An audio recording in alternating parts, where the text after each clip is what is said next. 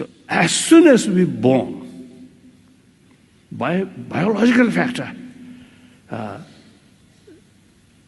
both sides, mother side and child side, some kind of immense sort of feeling of closeness, trust. So from mother side, because of that strong emotion of loving kindness or affection, brought energy from mother in order to protect or in order to care, in order to take care of a child. That's a biological factor, not come from religion, religious faith. Look, animal, no religion, no constitution, no police force.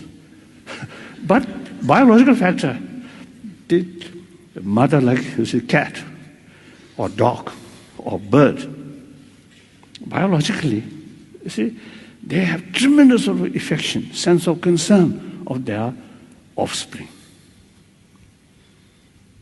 So biologically, we equipped that kind of sort of affection. So any person or any animal who sort of appreciate others' affection, that also have the potential to show affection to others. So that's by nature like that.